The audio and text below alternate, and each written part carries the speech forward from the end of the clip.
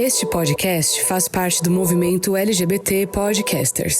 Conheça outros podcasts através da hashtag LGBT Podcasters ou do site www.lgbtpodcasters.com.br.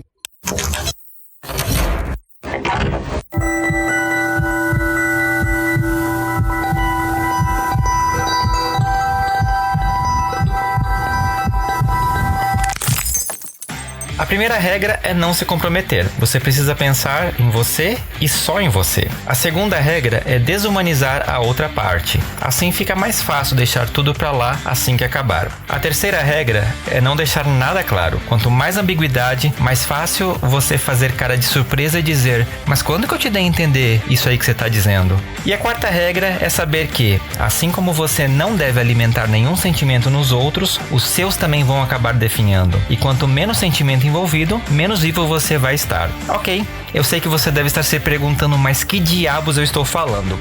Bom, uma das questões que mais ouvimos no meio da comunidade LGBTQIA+, é sobre quantos relacionamentos podem ser facilmente resumidos a um chat em algum app. Mas será que é assim mesmo? E esse é o único caminho possível? Hoje você vai ajudar a gente a entender se isso é um fato, uma verdade absoluta e descobrir como partir um coração.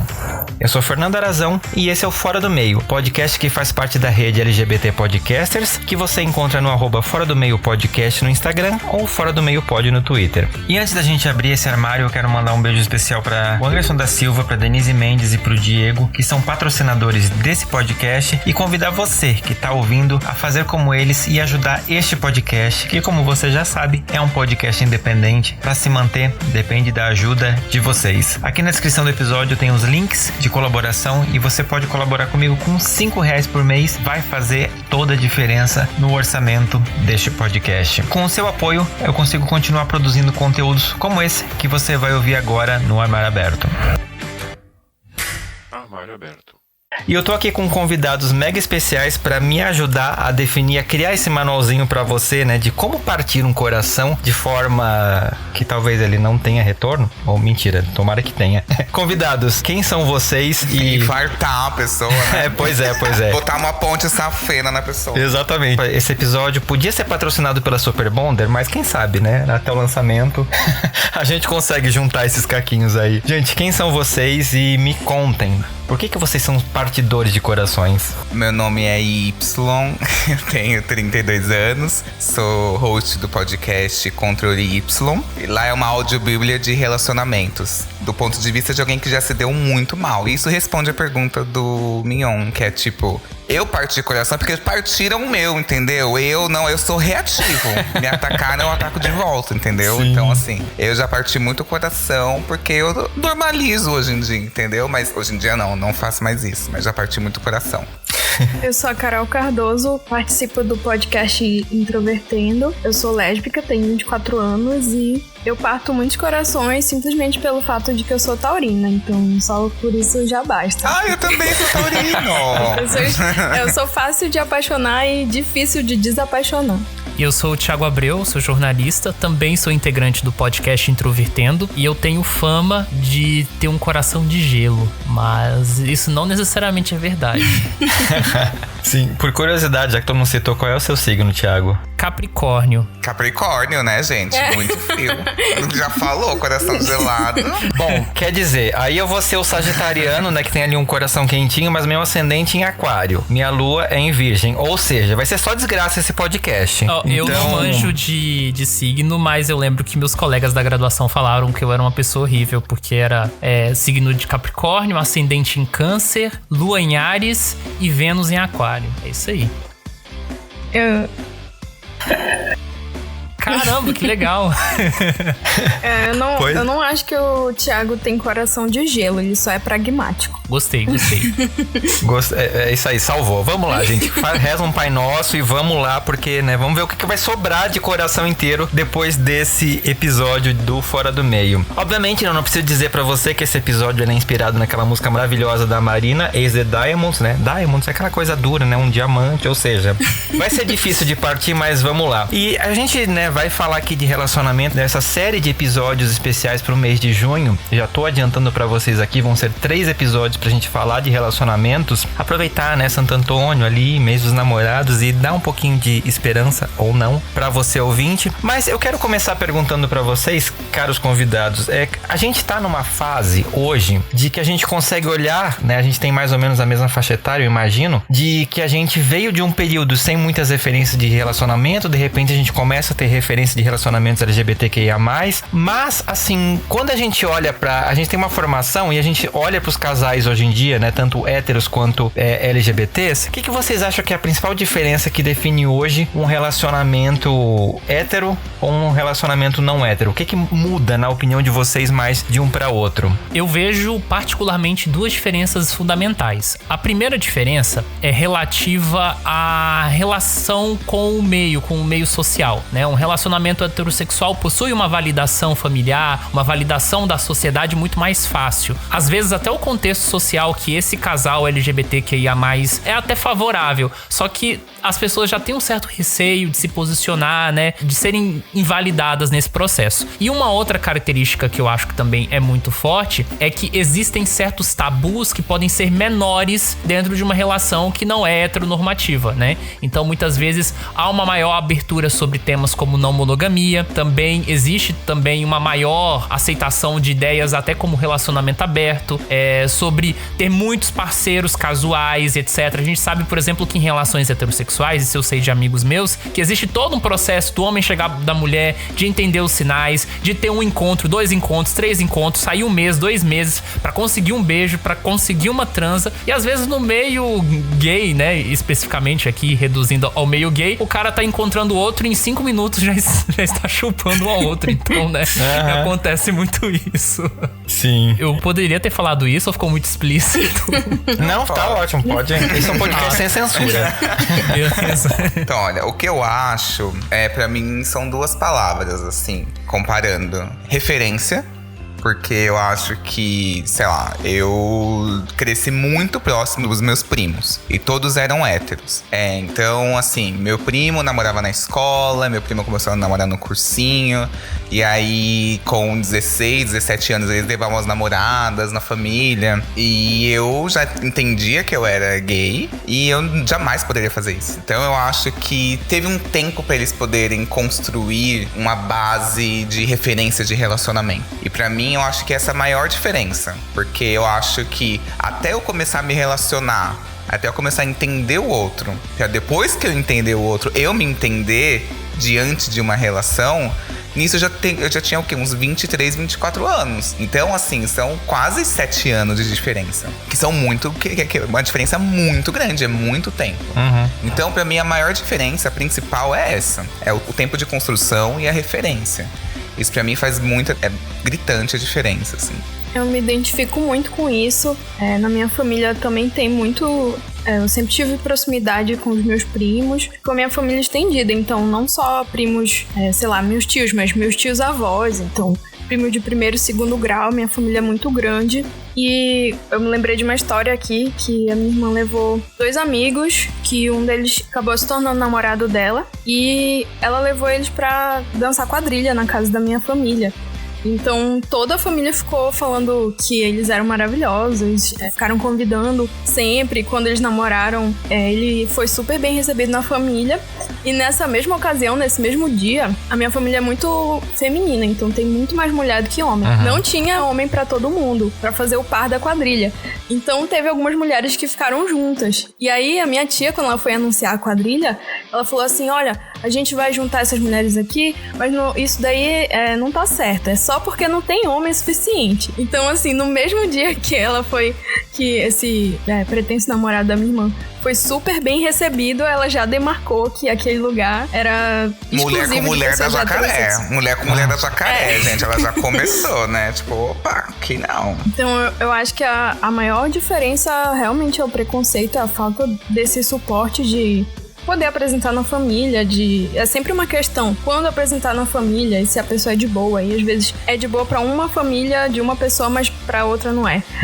E outra coisa que eu vejo hoje em dia, que é muito sensível, é a diferença, é a desigualdade de gênero. Então, numa relação heterossexual, eu vejo que existe muito mais desgaste das mulheres em relação aos seus pares. Eu percebo muito isso nas minhas amigas que são bissexuais, então elas têm essa experiência com homem e com mulher, e elas sentem muito que é como se elas tivessem sempre que estar ensinando pros homens como se comportar em determinadas situações que elas se sentem agredidas, assim, diminuídas de certa forma. Até nas diferenças de atividades domésticas, mas não só isso, não quando tem uma vida comum, mas até relação de amizade. Então, quando eles vão numa roda de amigos, existe certa competitividade do homem querer se afirmar muito, e isso acaba desgastando muito. Então, eu percebo que isso cumulativamente vai comprometendo o vínculo da relação. Então, hoje que as mulheres estão muito mais cientes dessas diferenças, isso acaba sendo um pouco cansativo, né?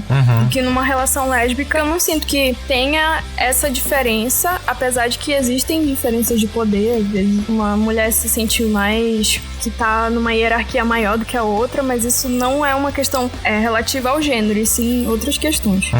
O que eu tinha dito também da referência é que, assim, assistindo qualquer filme dos anos 90, assistindo qualquer malhação, qualquer novela, você via ali. Então, você se via, você entendia o joguinho. Tipo, de olha, e quando a mulher faz isso, significa isso. Quando o cara faz isso, significa aquilo. Então, essa questão da referência é muito forte, assim. E eu acho que por isso que, durante muito tempo, gays tentam emular isso. Porque é o que foi ensinado pra gente. Então é o joguinho, é a conquista que tem que sofrer. Não que é certo. Isso também é tóxico até, inclusive, para relações heteronormativas. Mas... heteronormativas não, heterossexuais. Mas eu acho que a questão da referência é muito importante. Hoje em dia, a gente já tem outras referências que explicam a dificuldade da construção de um relacionamento, que realmente é diferente, mas num lugar muito mais de normalização do que num lugar de tipo de... é algo estranho, é algo que eu não vejo em nenhum lugar. Hoje tá na cultura mainstream a construção de um relacionamento LGBT, sabe? Sim. Acho muito importante isso. Pra mim, assim, eu lembro que eu fiquei muito impressionado, né, quando América tava no ar, a novela da Glória Pérez que estreou agora recém. Então, se você tá ouvindo e não faz ideia do que tá falando, tem no Globoplay agora, você consegue entender mais ou menos o que foi pra gente. Ver um dos primeiros casais gays sendo retratado no horário nobre, né, no horário das 9, 2000 e quanto? Não lembro quando a América foi ao ar. A América é 2005, que foi na época do Cassinão. Isso. Vocês pensam como era o mundo em 2005, né? Não faz tanto tempo assim, mas pra gente ter um casal, um rapaz gay, e a forma como a Glória Pérez representou esse rapaz gay, a descoberta dele como um rapaz gay, o romance dele depois com um peão de fazenda, né? A gente teve uma coisa parecida só em A Próxima Vítima, que eu reassisti esses dias, eu vi uma construção bacana, assim. Mas olha só, são dois pontos muito distantes no tempo, né? E a gente ficava com essa lacuna de justamente, tipo assim, beleza, quem sou eu? Como que eu me relaciono? Porque a gente, como qualquer outro ser humano normal, chega a adolescência, os seus hormônios vão dar uma pitada ali, você vai começar a ter interesse pelas pessoas, mas e aí? Como que você age, né? Como que você demonstra interesse? E você sabe que você não pode demonstrar interesse. Então, pra vocês, assim, vocês conseguem lembrar a primeira vez que vocês se apaixonaram com alguém? Como que foi essa sensação de tipo, e agora? Qual foi o caminho que vocês escolheram pra poder tentar demonstrar interesse, pra poder ver, tipo assim, nossa, será que é assim? Será que não é? Como foi esse primeiro contato de vocês com, tipo, me apaixonei, e agora? Né, deixa eu emendar uma outra pergunta. Tipo, o resultado foi bom ou foi um coração partido? Nunca. Se alguém falar que foi certo, mentiu na hora, gente. Mentiu. Eu vou falar. A primeira vez que eu me apaixonei, eu já tava na faculdade. Foi no meu primeiro ano da faculdade. E foi muito engraçado. Eu acho que tem um entrelaçamento também com a questão do autismo, que eu não sabia que eu era autista. Então eu tinha uma confusão muito grande dos meus sentimentos. Eu não sabia identificar o que era cada sensação. Então, sei lá, achar que eu tava doente quando eu ficava com calor, porque eu tava com calor por causa que eu tô perto da pessoa que eu gosto. Sabe? Meu Deus, eu tô com febre, eu não tô... Sabe? Eu não entendia, eu não sabia ler essas sensações. E teve uma vez que a gente saiu pra ir comer um sanduíche e ela ficou passando a perna dela na minha perna. E aquilo me deixou tão confusa, tão desconcertada, que sério, eu buguei por um tempão e eu não sabia o que fazer. E depois disso eu fiquei pensando, e assim, a gente nunca teve nada. Eu só fui perceber que eu tava apaixonada mais de um ano depois que a gente já se conhecia, já se falava quase todo dia. E não deu muito certo, não era correspondido. Nisso que demorou um ano pra eu perceber. Quando eu percebi, eu resolvi fazer alguma coisa compatível com o que eu via na televisão. Então, sei lá, eu vou fazer uma surpresa pra ela no trabalho dela, levar um monte de chocolate e chegar lá no horário comercial e presentear. E aí, tipo, meu Deus. Hoje em dia eu acho isso tão... sério. Chamar um carro de telemensagem. Ai, as amigas dela ficaram zoando ela pro resto da vida.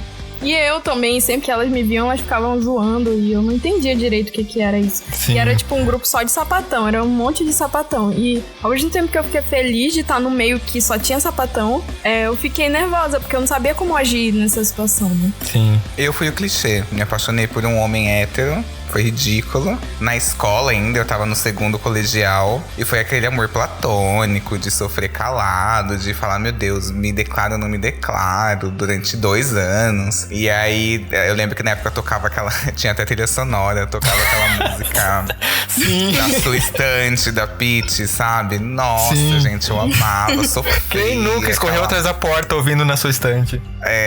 Te vejo errando, isso não é pecado. Nossa, gente, chorava. E não adianta nem me procurar, William Marcelo. Nunca procurou. Detalhe, nunca procurou. E esse é o desfecho, assim. Eu nunca me declarei, nunca tive um desfecho. Achava que ele era gay, mas já vi ele pegando meninas também. Então poderia ser um bi no meu sonho, mas não tenho certeza, não sei de nada e nunca mais o vi. Assim. Então foi isso, assim. O desfecho foi que eu não tive coragem de me declarar, porque eu tinha medo de apanhar, né, gente? A minha questão era essa, vou chegar, oi, tudo bem. Eu não tinha nem ideia de como fazer um discurso pra ele. Tipo assim, oi, tudo bem? Sei que você não me conhece, mas eu te amo. Não tem que fazer, gosto de você. Não tem o que fazer. Platônico tomou no cu, não tem o que fazer, gente. Sim. No meu caso, eu tive algumas paixonites na infância.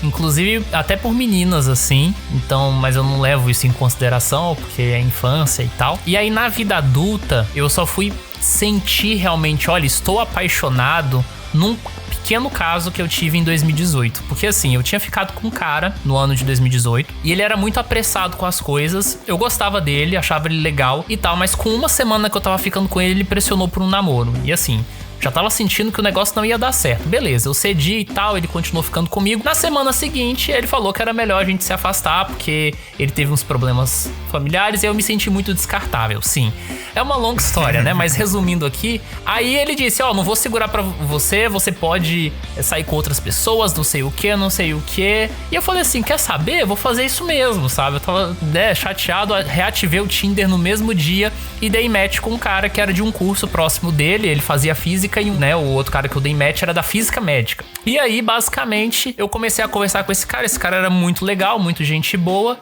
e no dia seguinte, ele tava no bar, na saída da universidade, e me chamou pra ir lá, que ele tava jogando truco com os amigos dele. E aí eu cheguei, né, com ele, a gente conversou, e aí foi um negócio à primeira vista, assim, sabe? Foi um negócio impressionante. Aí a gente saiu lá do jogo, fui lá pro lugar onde ele morava, fiquei com ele lá o dia, voltei pra casa assim de um jeito que eu nunca tinha sentido antes. Foi um negócio surreal. E o detalhe, ele estudou no ensino médio com uma prima minha. Então tinha todo aquele clima assim, quem vai contar pra sua prima, você ou eu, sabe? Então tava rolando um clima. Só que aí tem um grande problema, eu fiquei emocionado muito rápido, né? E eu acho que comecei a assustar ele, porque aí vem as baixas habilidades sociais do autismo e tal. E ele tinha passado por um relacionamento tenso, abusivo, então ele não queria se comprometer, né? E ele deixou isso bastante claro, que ele não queria um relacionamento, né? Mas que poderia ser tranquilo uma amizade. Só que assim, a partir do momento que você se apaixona, você vira um iludido, né? Então não adiantou muito. Então assim, ele continuou me vendo, eu continuei vendo ele e tal.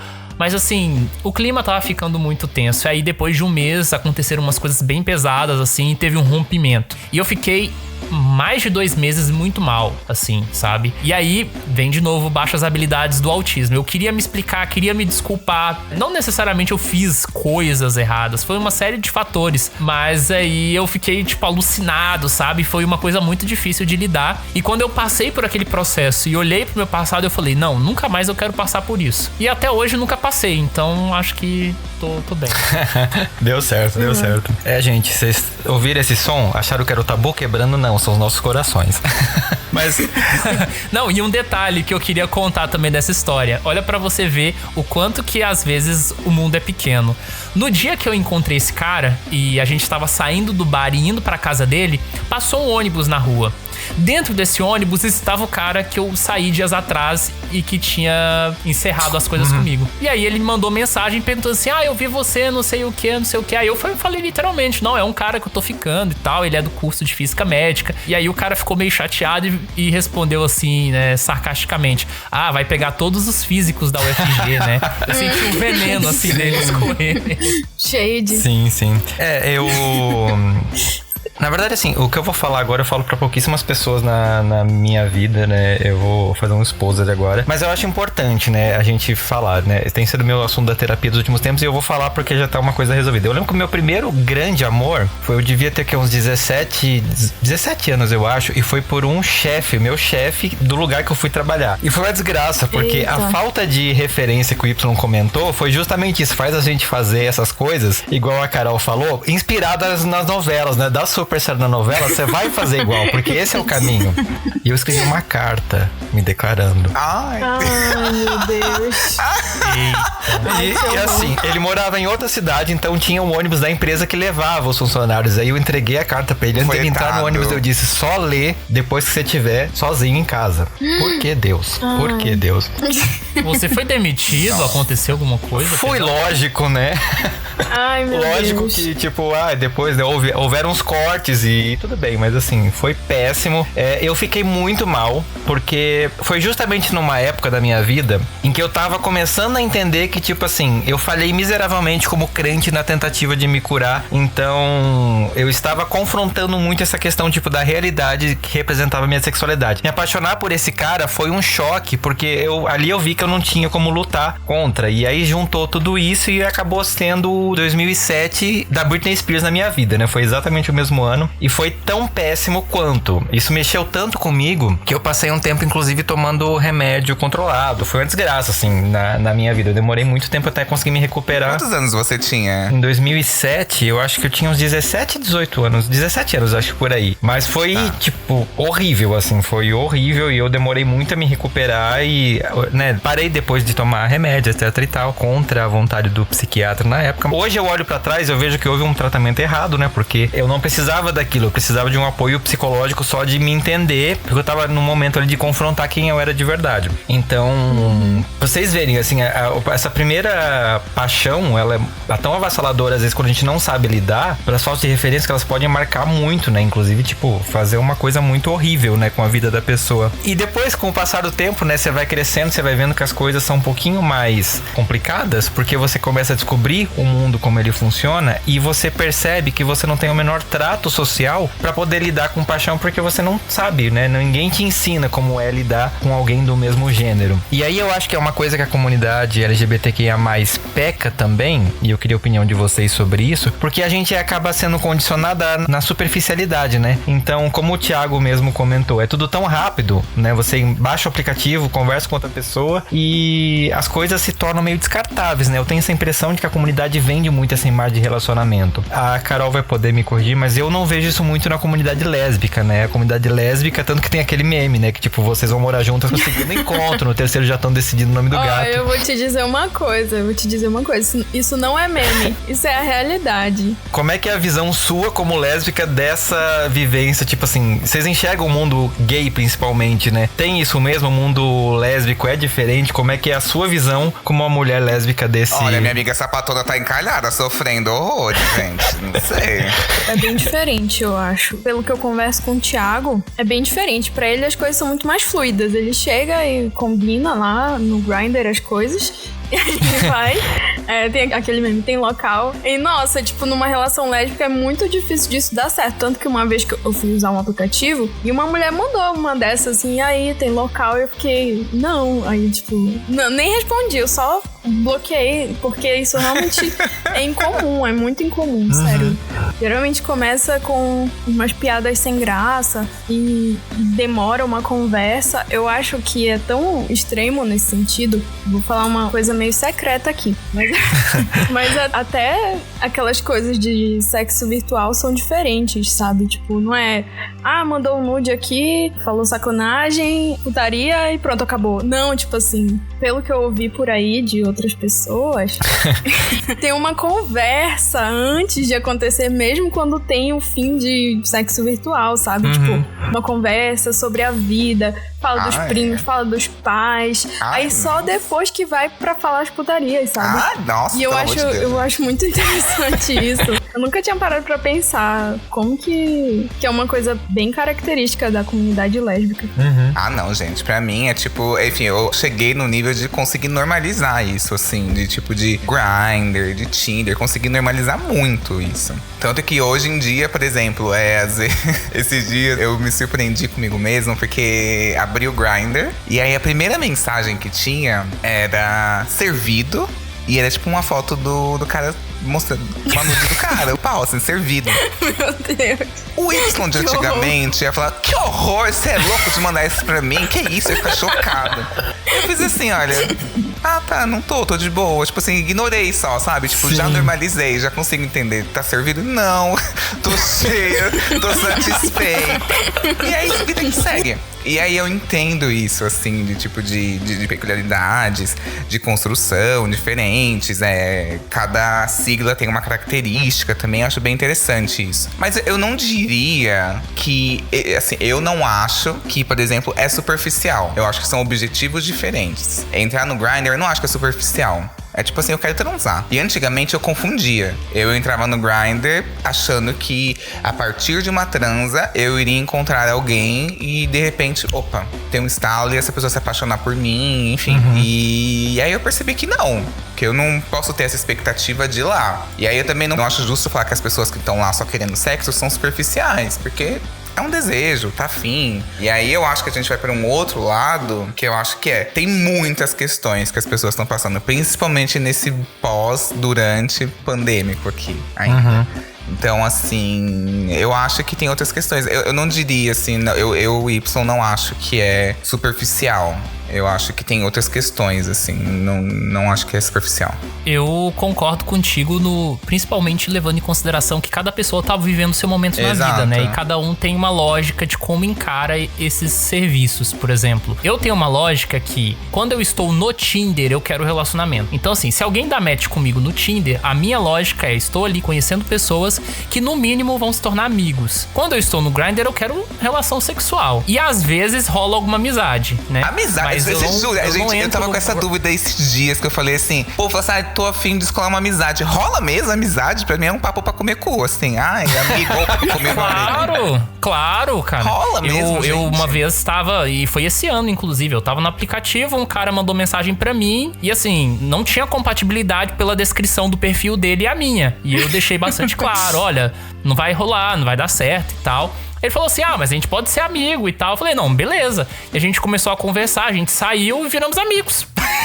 Gente, basicamente essa lenda urbana da amizade. E principalmente pra mim, eu que me vim pra Porto Alegre, né, e não tenho parente e tal, foi legal que eu comecei a construir círculos sociais a partir de pessoas com que eu saí no Tinder. Eu saí com um cara no Tinder em 2018, a gente não continuou ficando várias vezes, né, e tal. E aí quando eu vim pra Porto Alegre, ele iniciou um relacionamento e nós somos amigos. A gente se vê direto e tal, sem interesse nenhum sexual, e eu acho isso super legal, sabe? A minha amiga foi morar na Escócia, e no aplicativo Happn tem uma versão que é pra você conhecer amigos, assim. Você coloca assim, estou a fim de amigos. E ela achou, tipo assim, vai ser meio estranho porque vão ser homens querendo ser amigo de mulher, vai ser alguma coisa estranha, assim. Ela é uma mulher hétero. E aí, não, várias mulheres. E aí, todo o ciclo de amizades que ela criou lá na Escócia foi através do Happn.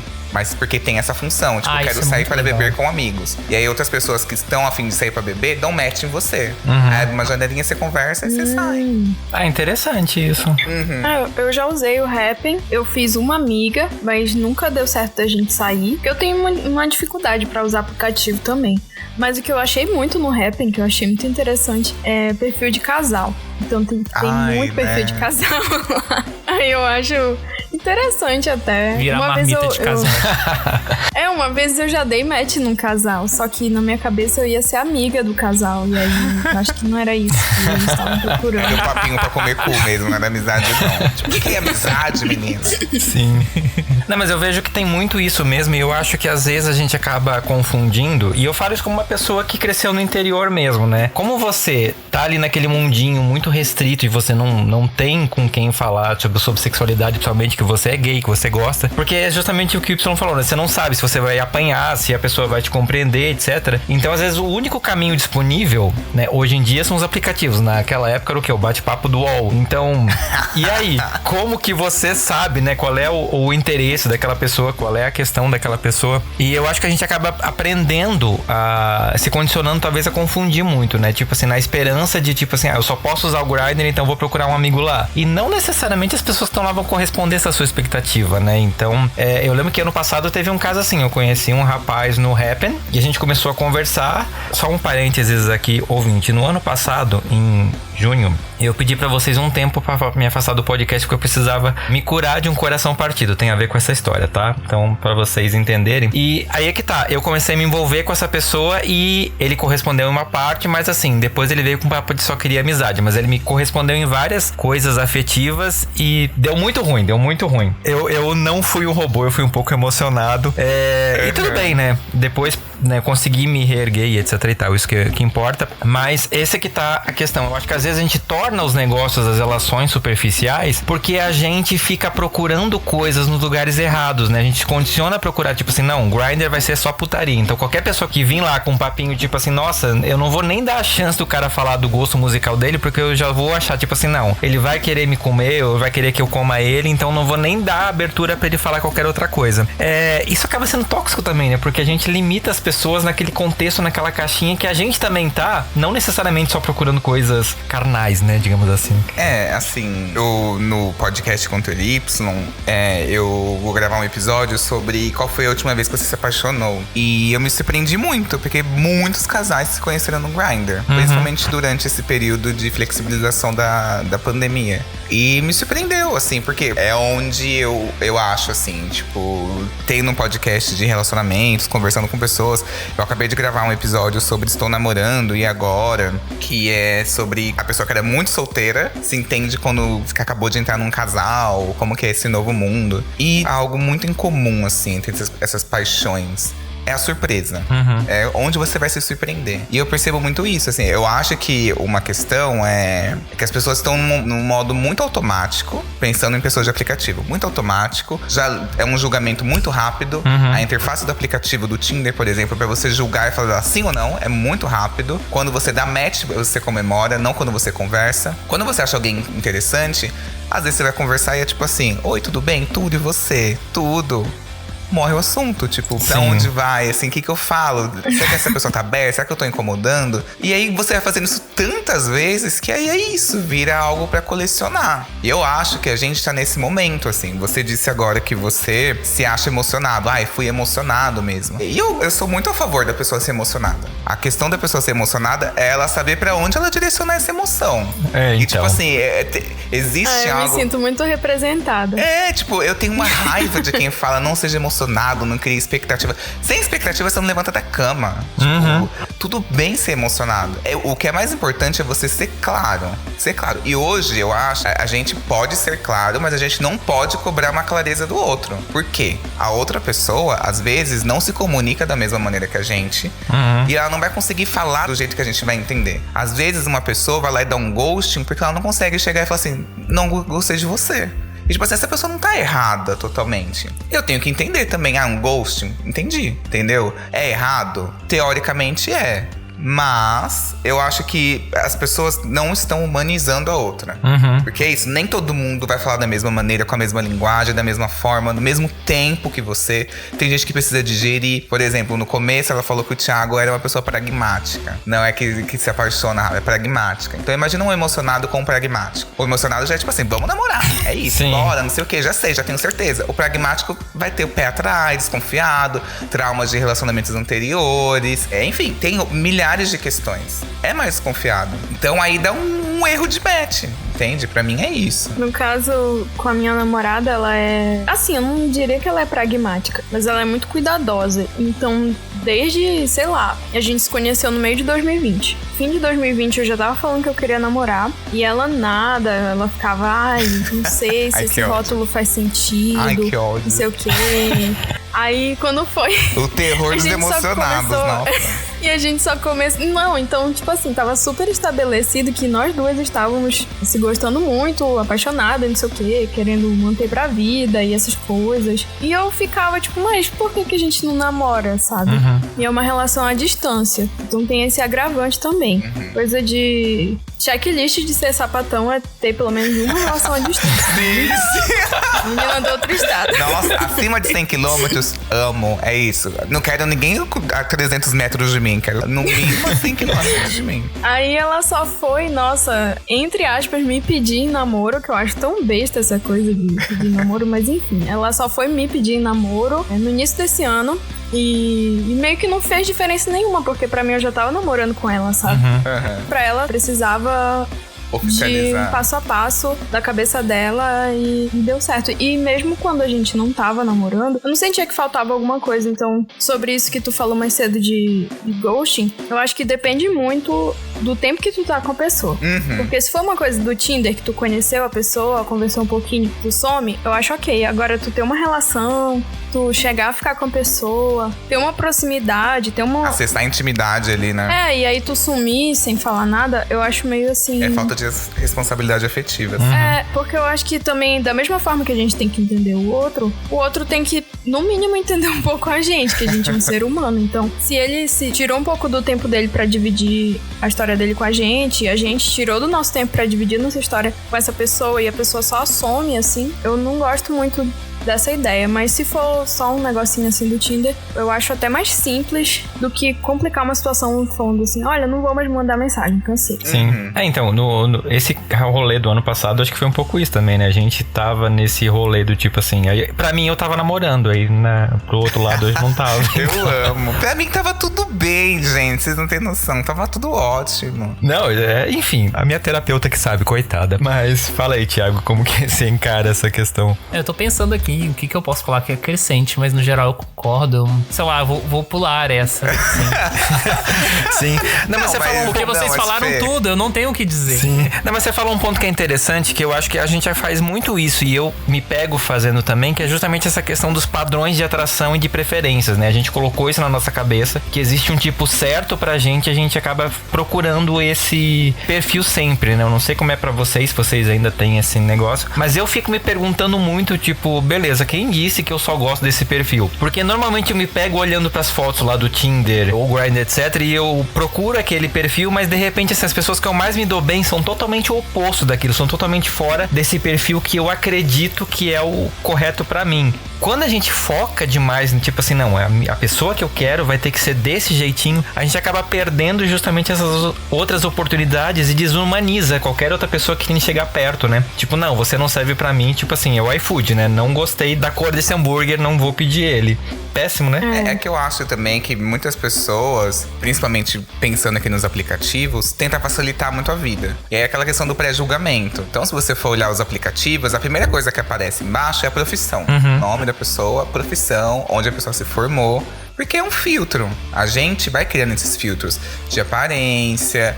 Se você olhar as fotos da pessoa, se a pessoa viaja, você já entende qual que é o perfil dessa pessoa, o que ela tá tentando passar. Tem gente que liga muito pro corpo. Então, deu uma preciso ver foto dessa pessoa de roupa de banho. Preciso ver essa pessoa, o lifestyle dela. Preciso ler a descrição pra entender qual que é a dela. Então eu acho que a gente vai criando filtros, que eu acho que é bom, porque a gente vai vendo, tipo assim, olha, eu, por exemplo, homem artista, fujo, corro, amava. Era o que eu procurava. Tipo assim, o homem desenhava, fazia um desenho em qualquer lugar, assim, eu já, nossa, eu te amo, tome todo o meu dinheiro. E aí eu fui entendendo, tipo assim, realmente é um perfil muito difícil.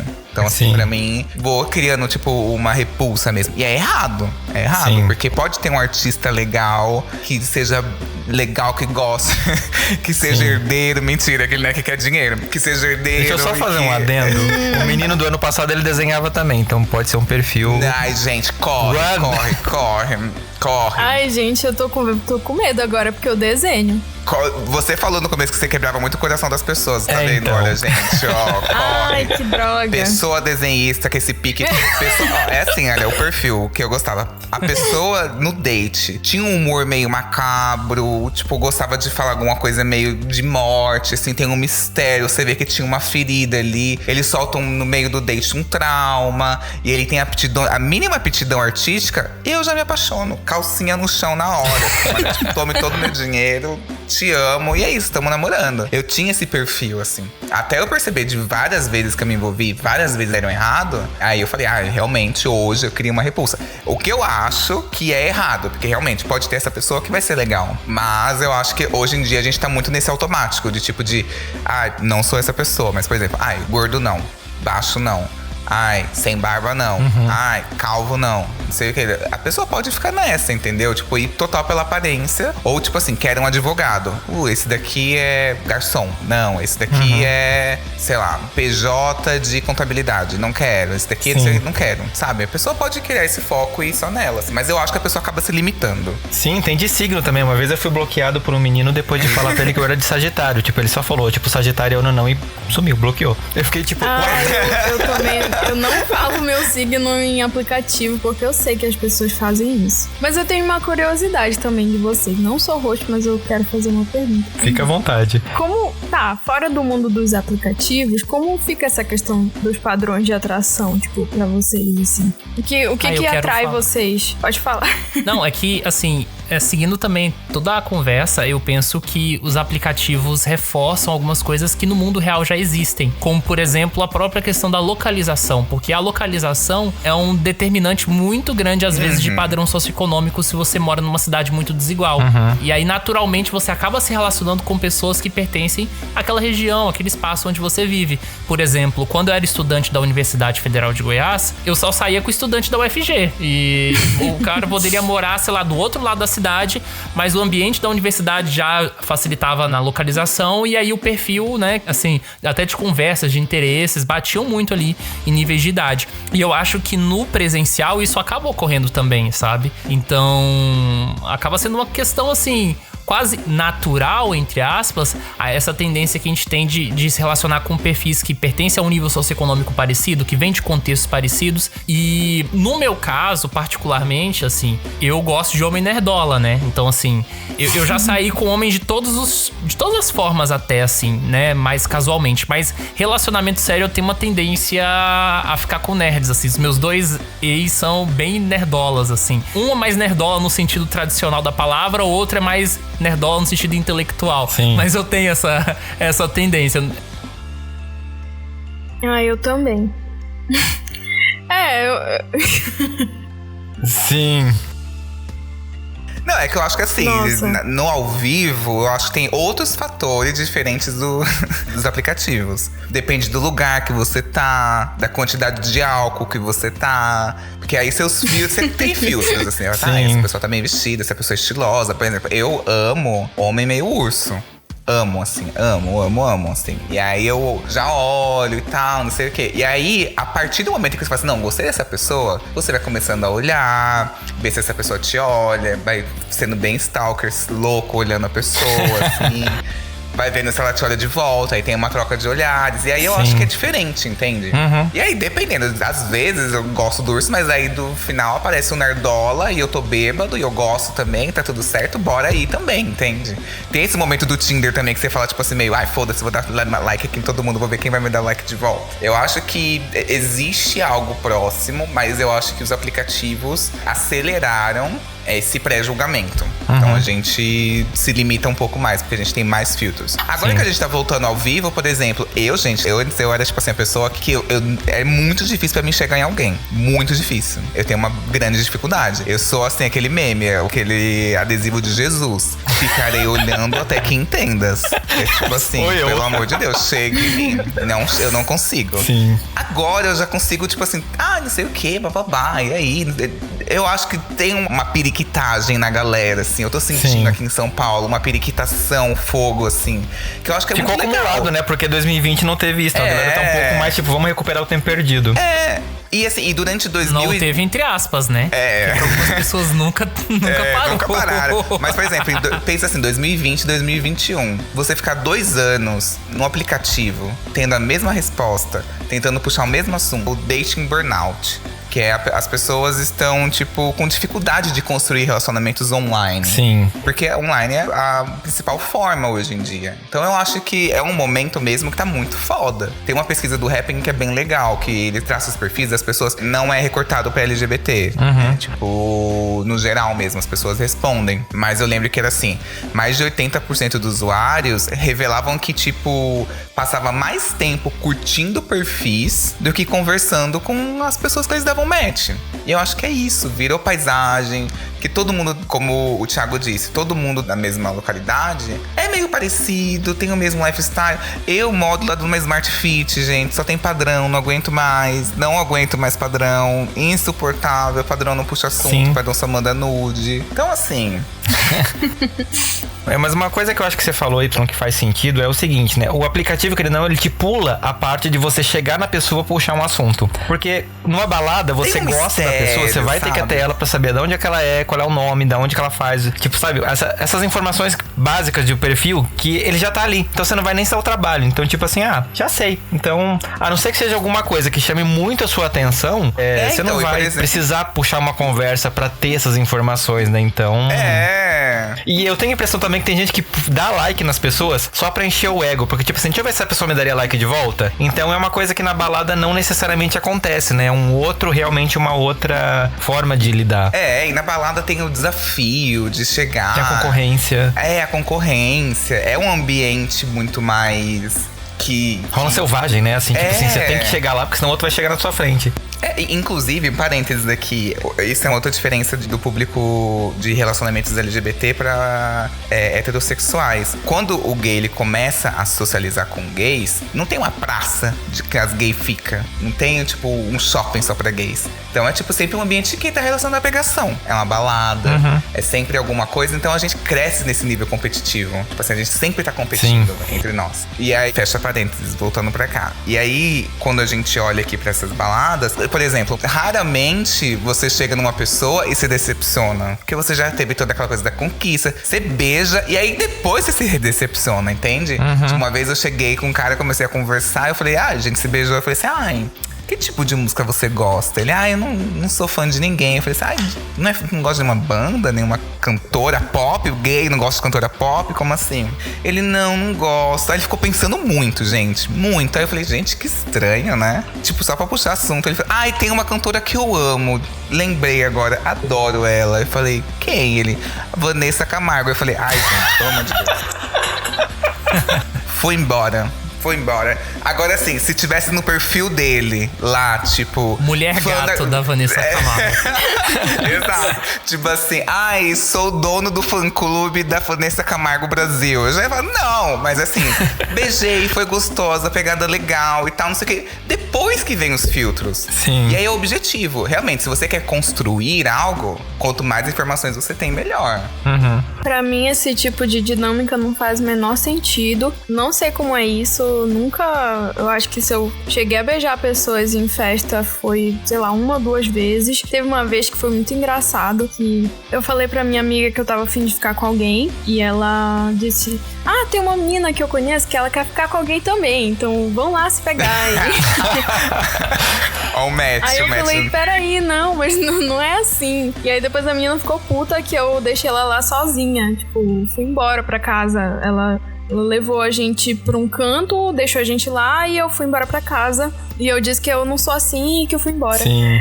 E ficou uma maior fofoca lá, e isso foi horrível. E eu acho que uma coisa que acontece muito nesses ambientes é que eu não sei interpretar os olhares das pessoas. Então, eu não consigo diferenciar um olhar de interesse de um olhar de desprezo, por exemplo, quando eu tô nesses lugares. Então, já aconteceu tanto antigamente, hoje é melhor. Mas antigamente aconteceu tanto das pessoas estarem me olhando, tirando sarro de mim, e eu achar que estão interessadas. E isso me causou tanta frustração que eu acabei ficando bem insegura. Então eu não sou boa nem nos aplicativos e nem na parte da balada. Ainda não sei no que eu sou boa, mas eu conheci a minha namorada num aplicativo que não tem foto, que é um aplicativo de cartas chamado Slowly. Então ele só tem um avatar. É tipo aqueles joguinhos de... só tem avatar, sabe? Não tem foto de ninguém. E o que me chamou a atenção foi que ela tava fazendo doutorado em ciência política. Eu falei, então eu sou igual o Thiago, de gostar de gente nerd, porque eu sou também, sabe? Então eu percebi, no mínimo a gente vai ter o que conversar, porque eu também quero fazer doutorado algum dia. E foi esse meu primeiro e-mail pra ela, né?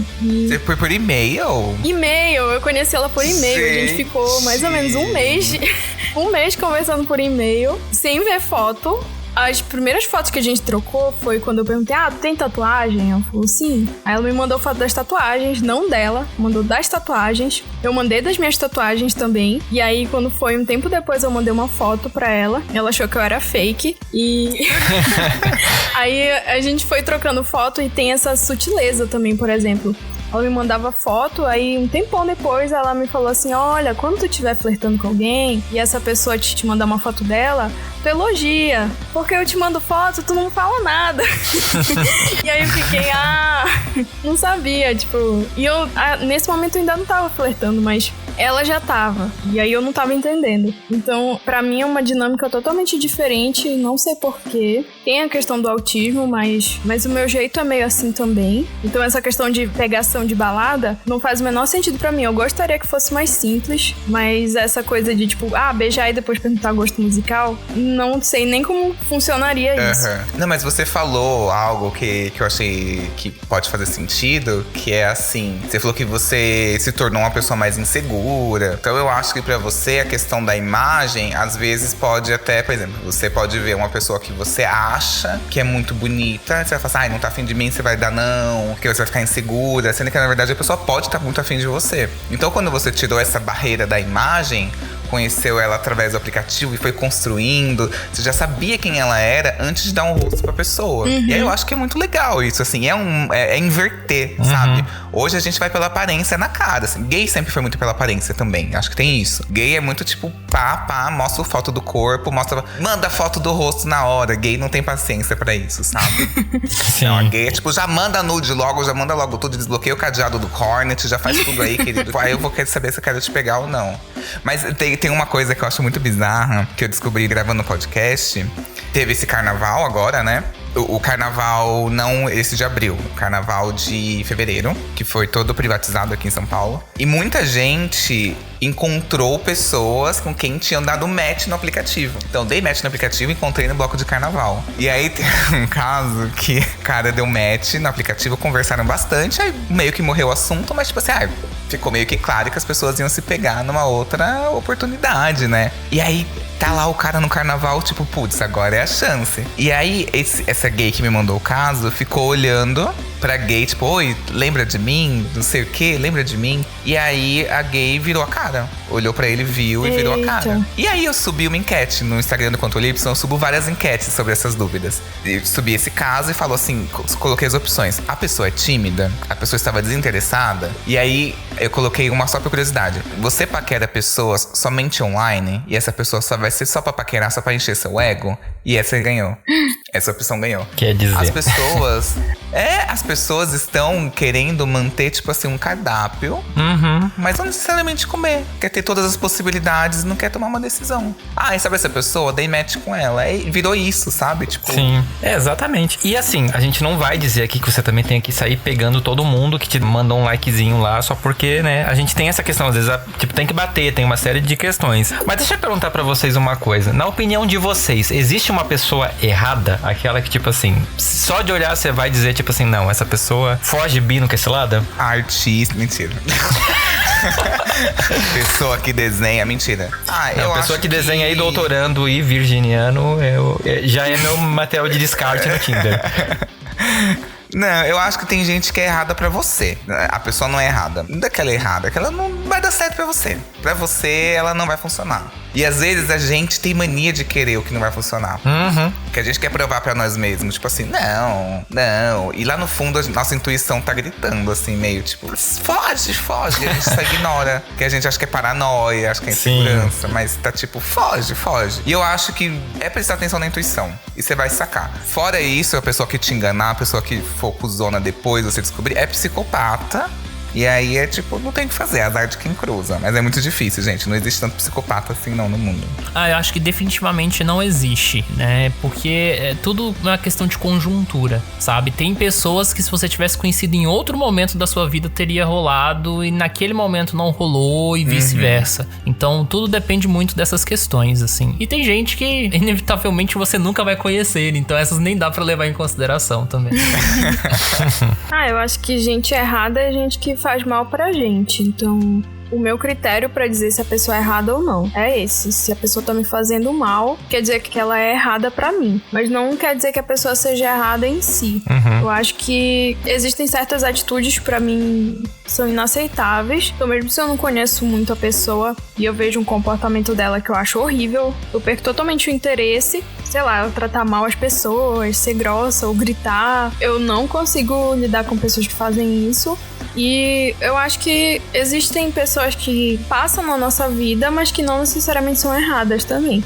Por exemplo, ex. Eu acho engraçado, porque eu aprendo muito isso com minha namorada, porque ela é aquela pessoa que consegue ter amizade com o ex. E não é só amizade, é uma proximidade real, assim, de cotidiano. Então, encontrar e me mandar selfie com o ex e dizer, olha, fui encontrar, falei de ti, não sei o quê. E eu acho isso muito interessante, muito legal. E eu aprendo muito a ter esse desapego e contextualizar melhor, sabe? A relação, tipo, eu faço sentido na vida dela agora, ela faz sentido pra mim na minha vida agora. E essa pessoa fez sentido e ainda faz, só que de um outro jeito. E eu acho que tem muito isso de contextualizar as pessoas na nossa vida, né?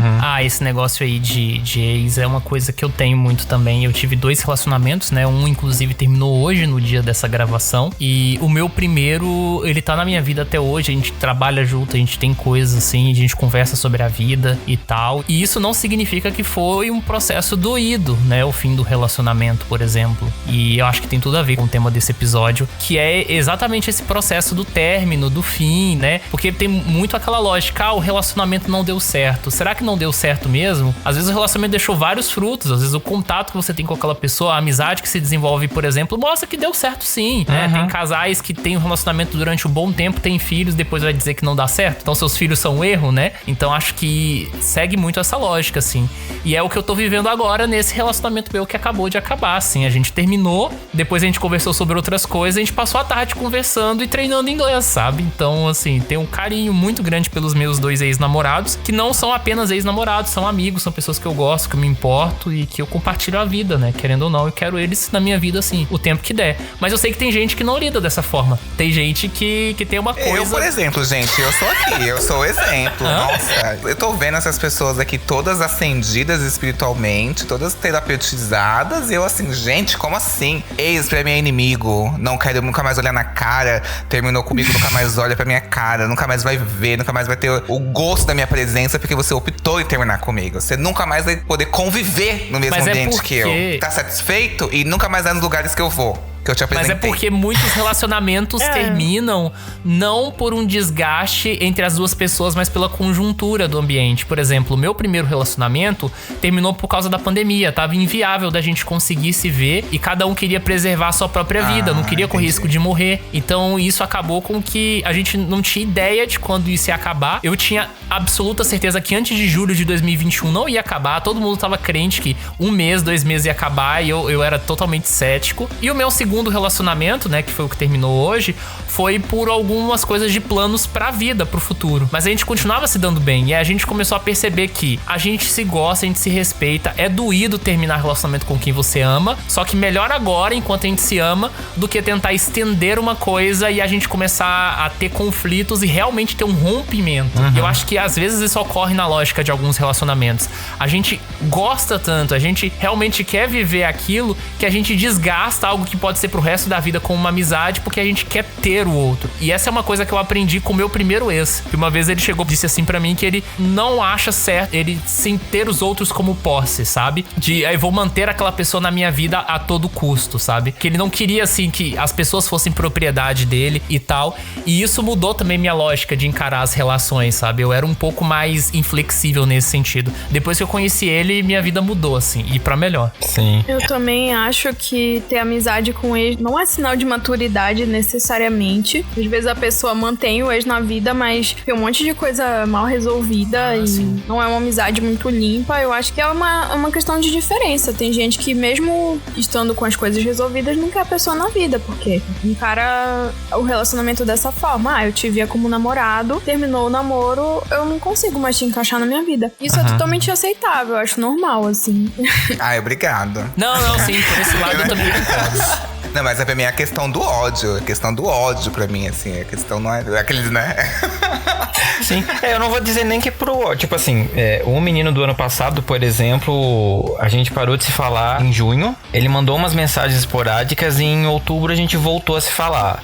Durou 1 semana a conversa porque pra mim aquilo não tava... Eu conseguiria falar com ele, mas a gente tava com tantas barreiras, tantos cuidados um com o outro, de tipo assim, eu não queria ouvir ele falar com o menino com quem ele tava transando, porque poderia me machucar ainda e só eu sei o que eu passei na metade do ano pra poder não virar um próximo oceano do planeta Terra. E assim, eu resolvi, tipo assim, ó, a gente não vai se falar porque eu não dou conta, eu acho que a gente não tem nada a ver. Isso não é pra ser... toda aquela construção que a gente teve, pra mim ela perdeu o sentido a partir do momento que houve uma mentira, que houve uma quebra de confiança. Então, pra mim, se tornou uma pessoa errada, né? Mas, assim, não significa que seja uma pessoa... Talvez seja uma pessoa ruim. Talvez seja. Mas quem sou eu para decidir isso, né? Não, mas pera. Contextualiza essa história direito, assim. Não sei se você já tem que contou, contar a sofrência aí. Você tá contando muito pedacinhos, assim. Digamos assim, a gente tava se falando e toda a vida eu estava buscando um namorado. E ele correspondia em vários aspectos. E muitas vezes eu dizia, tipo assim, não, na verdade não, ele não tá falando isso. Mas depois mostrando meu diário pra minha terapeuta, ela disse, não, ele tava assim, porque você botou os prints da conversa e ele tava deixando muito claro aqui que ele tava também. Um belo dia simplesmente me mandou uma mensagem, tipo assim, então, eu transei com o fulano que mora comigo. E eu, tipo, what? A gente até tentou, porque ele disse que tinha sido um erro e que... Eu perguntei, você quer ficar com ele? Ele disse, não quero. Mas não, tudo bem, se for o caso, a gente, né, bota uma pedra por cima disso, porque, gente, o tesão fala, às vezes você faz umas coisas que você não quer, em aspas, né? Mas conforme o negócio foi rolando, eu fui vendo que, tipo assim, não, que eles iam se envolver e assim, toda vida eu perguntava, vocês vão ficar juntos? Vocês estão juntos? Ele dizia que não. Aí no Twitter do menino, o menino postando fotos, os dois dormindo juntos, etc. Aí eu, tipo assim, um dia eu disse, olha, você tá mentindo pra mim. E ele não tô. Eu disse, não, tá aqui, ó, tá aqui os negócios. Como é que você não tá mentindo? E eu disse, então, beleza, eu não quero mais falar com você. E depois de um tempo passou, ele voltou, né? Eu vi no Twitter que ele dizia que não tava bem com o menino, ele voltou a me procurar. Aí eu disse, olha, eu acho que você tá voltando só pra poder fazer ciúme. Ele disse, eu jamais faria isso. Eu disse, eu não sei. Como você mesmo falou, que você é capaz de tudo, então, não sei. Eu não vou me colocar nesse papel, então eu quero nunca mais falar com você. Beijos. Então, pra mim, ele é uma pessoa errada, porque justamente, tipo, eu não conseguiria confiar. Não, ele é, porque ele é manipulador, entende? E aí eu acho que a gente, infelizmente, eu acho que a gente descobre sempre quando é tarde demais. Tarde demais, assim, não que acabou minha vida nem nada, mas, tipo assim, você descobriu da pior forma que a pessoa é manipuladora. Tem alguns detalhes, assim, mas às vezes quando a gente tá apaixonado, a gente fecha os olhos e não consegue prestar atenção nisso. Por isso que eu acho que é difícil a gente... Eu concordo que existem pessoas erradas pra gente. Tem pessoa errada. E tem gente que é tipo assim, Bolsonaro é errado por natureza, não vai se dar bem com ninguém, que é desgraçada. Mas tem uma mulher lá que é cuidadora de idoso, que adora ele, que é aquela Michelle. Então, assim, de alguma maneira se encontra, porque não presta igual, entende?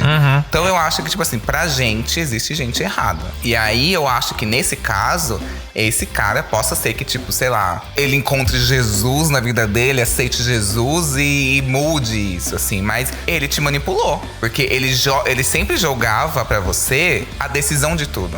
Tipo assim, de parece que eu tô sendo sincero, que eu tô sendo honesto, mas não é. Que é tipo assim, meio, joguei, tá, mas o que você quer fazer? Ele sempre jogava pra você. E quando você devolvia, ele, não, quero ficar com você. Não, mas não sei o quê. Não, e você vendo que não era. Então, ele é uma pessoa manipuladora. Realmente é um tipo de pessoa que é difícil de lidar, tende a ser abusivo. Se você deixasse, você ia ficar com ele durante muito tempo sofrendo, entende?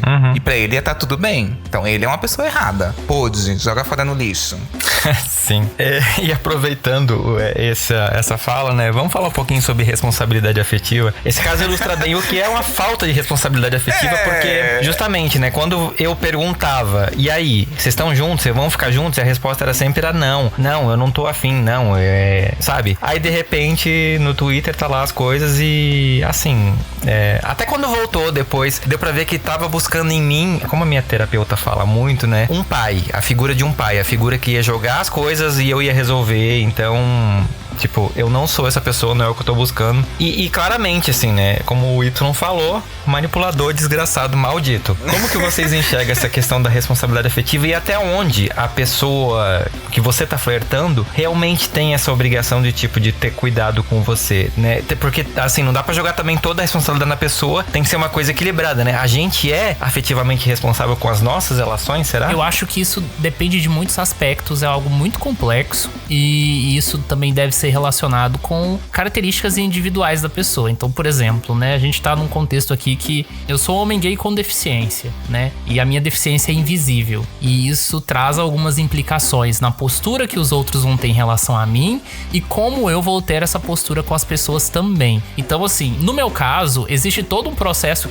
a gente já falou de aplicativos, que vem desde o processo do match, que eu acho que já são posturas que visam uma responsabilidade afetiva. Por exemplo, se eu tenho 4 matches no Tinder, eu desativo a localização. Eu não gosto de acumular matches, por quê? Porque no momento que eu tenho um match, eu quero ter uma conversa. E tendo a conversa, eu quero aproveitar aquilo com qualidade. Se eu tiver muitos matches, eu não vou fazer isso. Então acho que isso já é uma atitude de responsabilidade afetiva. Aí eu tenho aquelas 4 conversas, vamos supor que as 4 fracassaram. Aí eu ativo de novo, tenho mais alguns matches e vou fazendo o processo pouco a pouco. Tem um pouco a ver também com a bateria social, né, minha, assim, que ela é limitada, então não vou sair conversando com trocentas pessoas. No processo da interação, a gente muitas vezes não sabe também o que a outra pessoa tá passando, né, como é que ela se sente em relação a algumas questões, então acaba sendo algo muito complexo. Eu acho que a partir do momento que a gente tá num processo ainda de conhecer e a gente não sabe muito sobre o outro, não dá pra exigir muito. A partir do momento que a gente já tem um vínculo maior, aí talvez dá pra pensar, mas eu não conseguiria sistematizar isso, né? Talvez a Carol e...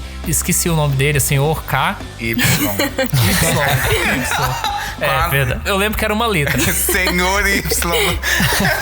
Com um castiçal na sala. Então acho que a Carol e o Y vão ter, assim, talvez comentários melhores. Mas eu penso que é uma coisa muito complexa e eu não consigo definir. Pra mim, a responsabilidade afetiva se resume em 2 aspectos: perguntar e ser sincero. Ou seja, se você fica querendo saber alguma coisa sobre a pessoa, pergunte. Se a pessoa perguntar alguma coisa pra você, seja sincero na sua resposta. Então diga o que você sente de verdade. Eu vou dar um exemplo disso. Eu conheci 1000 anos atrás uma menina no Tinder. E a gente se deu match, mas a gente nunca conversou. A gente conversou rapidinho lá, mas a gente não se encontrou. E ficou lá, aquela conta esquecida e tal, não foi pra frente. Alguns anos depois, ela começou a me seguir no Instagram. E a gente começou a interagir pelo Instagram. Aí eu fiquei com um leve interesse. E a gente começou a se falar pelo WhatsApp depois. E na época que a gente se falava pelo Instagram, ela tava namorando. Então ela não me deu muita moral. Só que quando a gente foi falar pelo WhatsApp, a gente já começou. E eu não, como eu disse, eu tenho dificuldade pra identificar essa questão de flerte. Mas eu sentia que tinha alguma coisa ali. E a gente foi se encontrar. E depois que a gente se encontrou, a gente parou de conversar. E aí eu fiquei, não entendi. E eu achei estranho. E por eu ter achado estranho, porque a gente se falava bastante pelo WhatsApp, e depois da gente se encontrar, a gente parar de se falar, eu achei um pouco desproporcional, assim.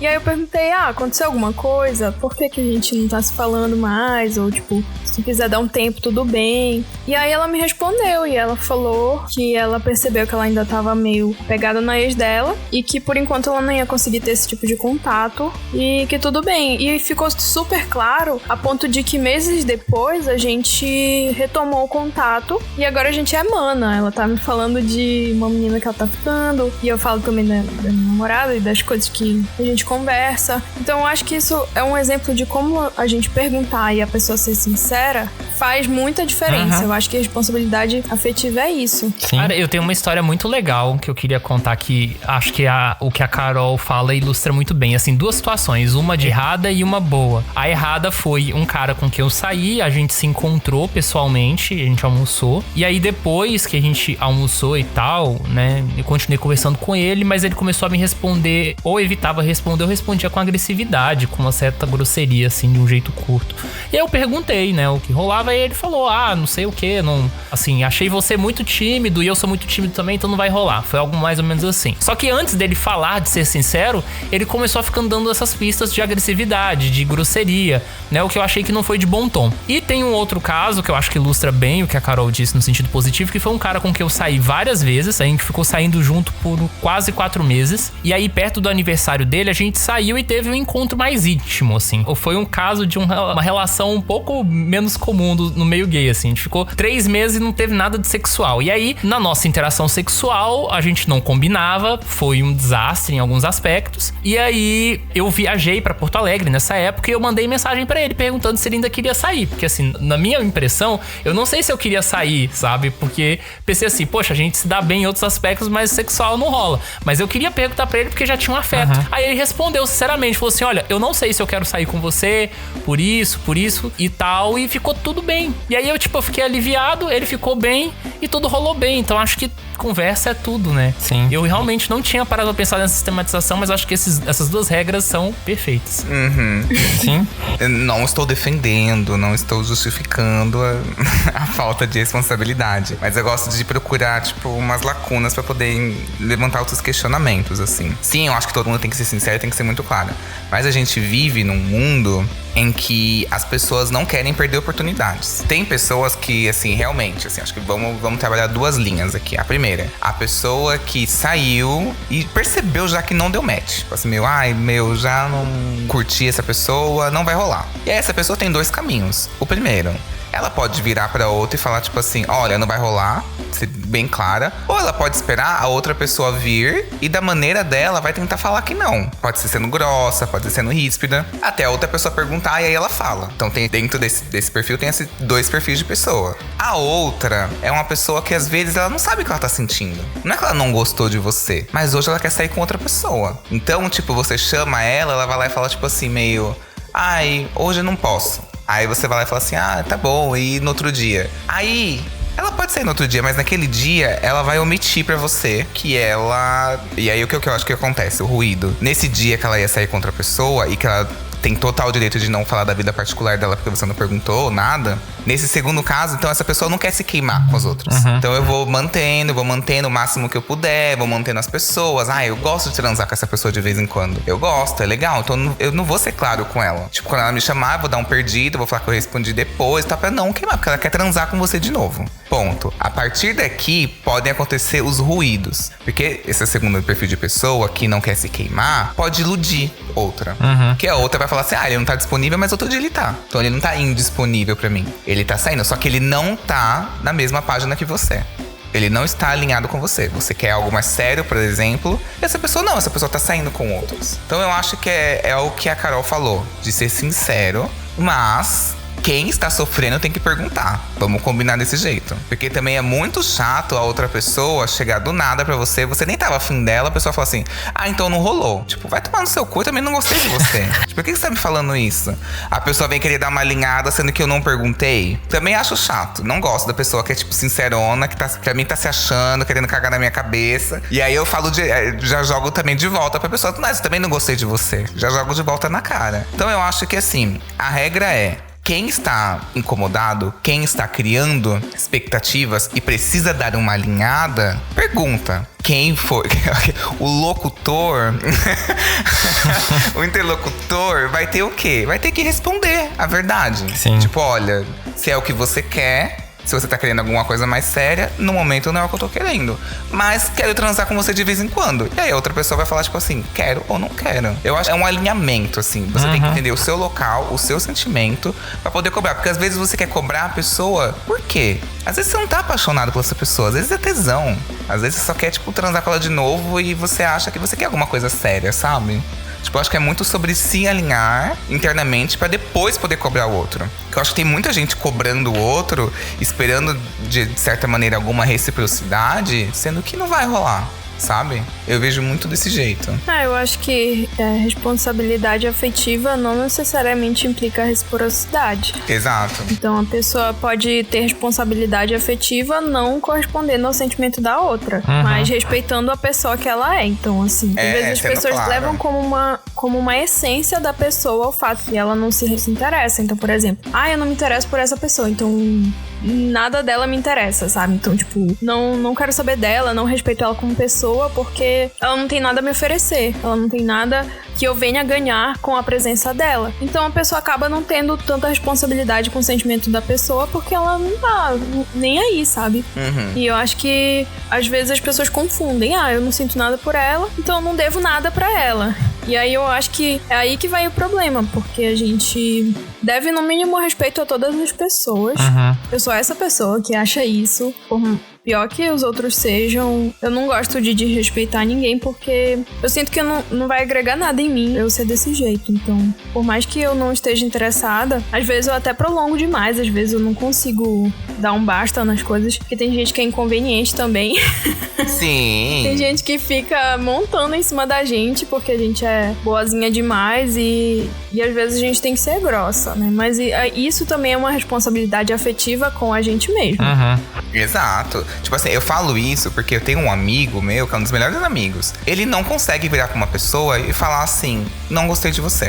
Ele prefere 1000 vezes levar pé na bunda, ele prefere muito levar um fora. Ele não consegue. E aí, tipo, eu não acho que ele é irresponsável afetivamente. Ele tem um bloqueio que ele não consegue virar pra uma pessoa e falar assim, não gostei de você.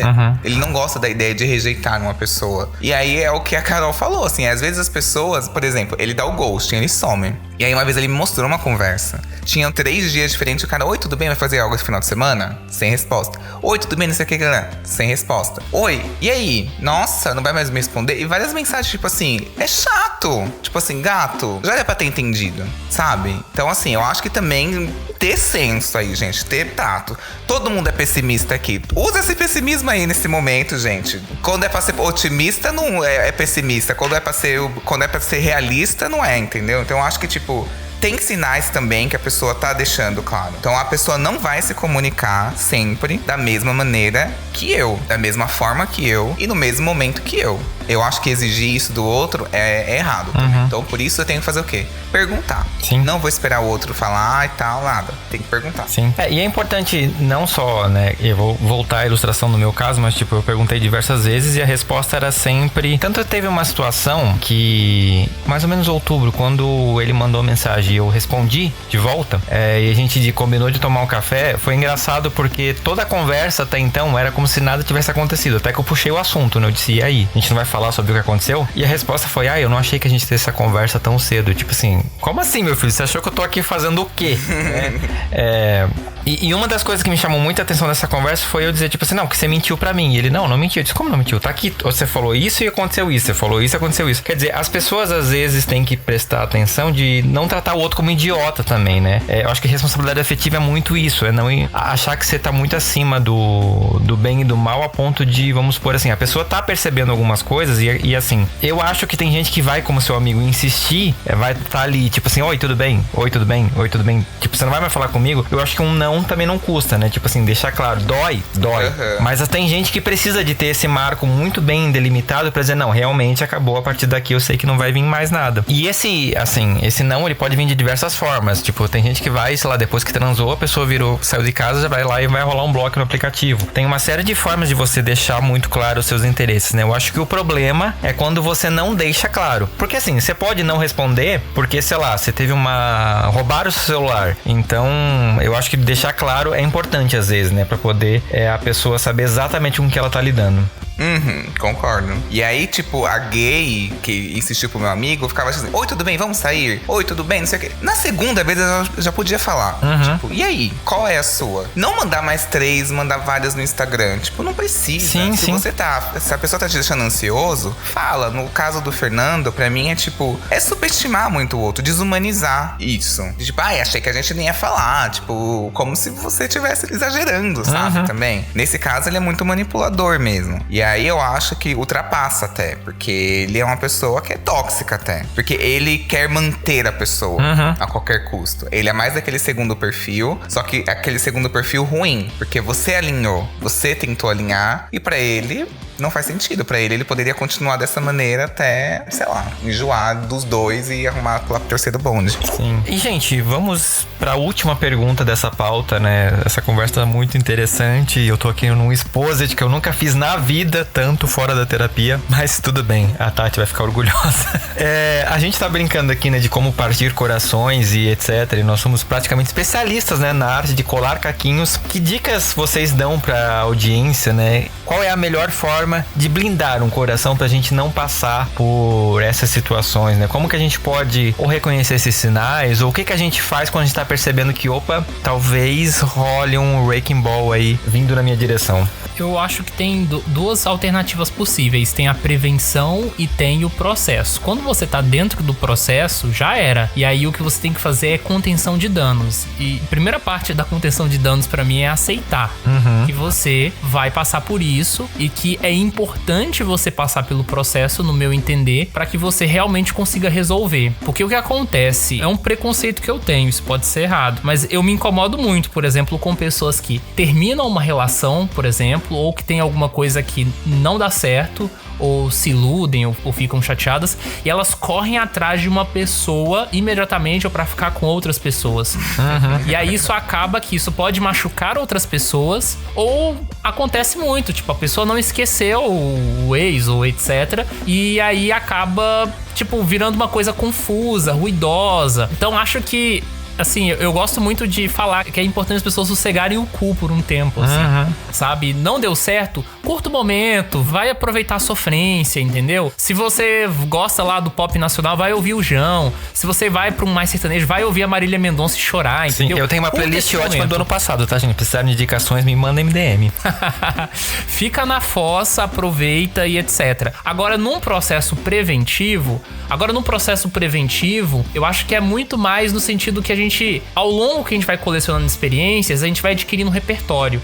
E esse repertório faz com que a gente identifique os sinais. E isso é uma coisa que, no meu entender, é muito particular, né? Então, cada pessoa vai ter a sua forma de compreender isso, porque os contextos sociais são específicos de cada pessoa. Então, eu, particularmente mesmo, sou uma pessoa que eu aprendi a desenvolver menos contatos com algumas pessoas, né, de pensar muito as coisas mais por um viés da amizade, mas às vezes a paixão bate e tipo, aconteceu, agora é lidar com isso, e se der certo também é legal, sabe? Aquele momento que você se sente apaixonado, mesmo que não vai ser correspondido, mesmo que vai dar errado, mas aquela coisa de se sentir apaixonado, de ver as coisas de uma forma diferente, é um negócio gostoso, é um negócio legal, sabe? Não dá pra negar. Gente, olha, ninguém diria que essa pessoa tem um coração gelado, né? Mandando as pessoas se apaixonarem. Eu acho que é só fachada isso aí do Thiago, ele é todo... Exato, achei fachada, se perdeu no personagem. Começou todo frio, olha, não segurou até o fim. Eu acho que eu não blindo meu coração, eu não faço isso. Eu gosto de fortes emoções. E tem até um assunto proibido. Coloquem aí a censura no nome da pessoa. Mas a famigerada autora lá daquela série de livros de bruxos, que ela tem um conto num livro que é O Coração Peludo do Mago. E esse conto fala de um mago que usou magia das trevas trevas pra tirar o próprio coração, guardar numa caixa, e ele não sentia nada. Tipo, o coração dele tava desconectado dos sentidos, então ele não se deixava cativar pelas coisas. E o coração dele foi criando longos pelos e virou meio que selvagem. E eu acho esse conto muito impactante pra mim. Ele fala Tem muito... a receita? Não, só fala que é a magia das trevas. Mas acontece uma tragédia no final, que eu não vou contar, que é um spoiler. Mas eu gosto muito desse conto. Eu recomendo, inclusive, procurem na internet por meios piratas. E então eu não blindo meu coração. Porém, da mesma forma que eu não blindo meu coração, eu observo o que ele tá sentindo. Então, se o desconforto é maior do que o prazer, é o momento de sair. Se eu começo a ficar muito insegura com as coisas, tipo, se a ideia de estar com aquela pessoa é muito mais vinculada a uma possibilidade do que uma realidade, se o que eu tô projetando na pessoa é mais o que poderia acontecer e não o que tá acontecendo, é um momento de eu ficar sozinha, de pensar no rumo que as coisas estão indo. E é muito fácil falar isso quando a gente tá num relacionamento, né? Porque tá tudo certo, maravilhoso. Mas quando a gente não tá, é difícil ter essa coisa, porque a gente meio que fica esperando. Eu acho que agora vai dar certo. E aí não dá certo. E a minha receita de ficar bem é ficar sozinha e fazer minhas artes, porque é o momento que eu tenho pra me observar como sendo uma pessoa individual. E eu acho que isso é essencial pra gente construir uma autoimagem que seja saudável e que isso ajuda a gente a não se projetar nas pessoas, não projetar as pessoas na gente. Então, observar também o que é saudável e conversar com as pessoas que a gente confia também, porque muitas vezes a pessoa tá lá falando, olha, essa pessoa tá te fazendo mal. Desde que tu conheceu ela, tu tá mais murcha. Da mesma forma, o contrário. Quando tu conhece alguém e todo mundo à tua volta fala, ai, nossa, depois que tu conheceu fulana, tu tá maravilhosa. Tipo, eu mando foto minha com a minha namorada pras minhas amigas, elas falam, nossa, o amor faz bem pra pele, não sei o quê. E aí eu acho que esses são parâmetros importantes de serem verificados. Sim. Carol jogando a felicidade dela na cara dos outros. Muito bom, né? Nossa, pra finalizar. Olha, o que eu acho é que blindar, proteger, você tem que pensar o seguinte. Do quê? De se apaixonar? De se apaixonar por alguém que vai te magoar? No final você vai chegar, tipo, no quê? No medo de sofrer? No medo da dor? Então por ter medo da dor, eu vou me proteger, mas eu vou sentir dor, entende? De qualquer jeito. Eu acho que blindar não tem como. Assim, é tipo... Tem um conto budista que fala sobre a raiva, que eu acho que é muito sobre se apaixonar. O cara, ele era um monge muito raivoso. Ele era muito estressado. E aí, ele contratou um menininho e falou assim, olha, toda vez que eu sentir a raiva, no momento exato que eu sentir a raiva, arregaça a minha cabeça, dá uma paulada na minha cabeça. E aí eu vou te dar uma moeda. E aí o menino falou assim, tá bom. E aí ele tava lá um dia, aí um cara começou meio que provocar ele, e aí ele foi se alterando, aí o menino, pá! Arregaçou a cabeça dele. Ele, não, eu estava começando a me alterar. Eu ainda iria chegar no momento da raiva, não é o momento exato da raiva. E aí, outro dia ele tava lá, o menino esperando ali atento, ele começou a discutir com outro cara discutindo, quando ele explodiu, gritou, filho da não sei o quê. O menino, pá, na cabeça dele. Ele, tarde demais, já sentia raiva, e essa é uma consequência da raiva. E eu acho que paixão, se apaixonar por alguém pra depois amar, é isso. Tipo, não tem um momento antes, não tem um momento depois. Quando você vê, você é tipo assim, fudeu. Fui pego, sabe? Então, a blindagem que a gente consegue ter são justamente esses filtros que a gente tava falando. Brincadeiras à parte, mas tipo assim, artista, uma pessoa que eu já vejo que não gosta de trabalhar, que é uma questão pra mim muito importante. Uma pessoa que é meio desinteressada, uma pessoa que é enrustida. Pra mim não faz mais sentido. Então assim, você vai entendendo o que não vai fazendo mais sentido pra você. E essa é a melhor maneira de você não repetir padrões. Não repetir padrões já é a melhor coisa que você pode fazer pra sua vida.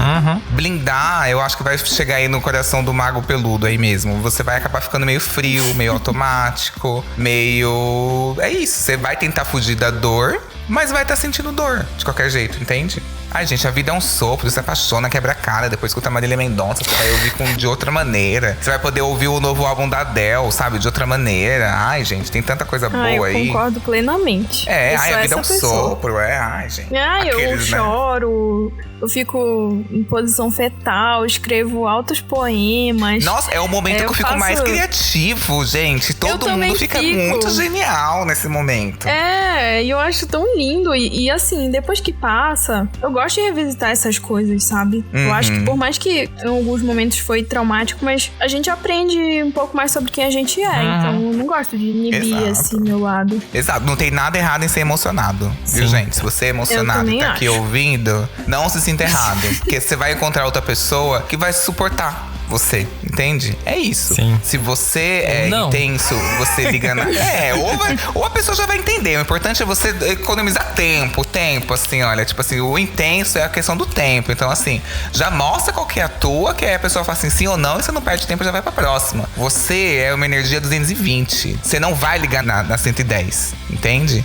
Se você ligar na 110, não vai ligar. Você é 220. Não tem como se adaptar pra outra pessoa. Bota essa coisa na sua cabeça. Sim. Basicamente, né, esse episódio foi um grande exposit e ele é a primeira parte de uma série, tá, gente? Então, na próxima episódio a gente vai falar... A gente deu uns spoilers aqui já do qual vai ser o próximo episódio. Mas assim, o que eu quero falar pra você, como uma pessoa que tem experiência em coração partido, eu acho que a maior forma de você lidar com isso é se conhecer. Eu acho que quando você conhece as suas dores, os seus pontos fracos, os seus calcanhares de Aquiles, você consegue ver mais ou menos onde que tá chegando o perigo, onde que tá bom. Eu acho que esse que foi uma das coisas que falta a gente fazer. A gente olha muito pro outro e cobra muito do outro e esquece de olhar pra gente, de ver a gente no espelho. O que que eu tô fazendo que pode estar me colocando vulnerável? O que que eu tô fazendo que pode estar fazendo a pessoa ter um poder ali de cima de mim, de me seduzir, de me colocar sob o jugo dela? Usando de novo o meu exemplo. Eu sei que se ele estiver ouvindo isso, ele vai estar me odiando muito mais. Mas, por exemplo, eu tava no ônibus esses dias porque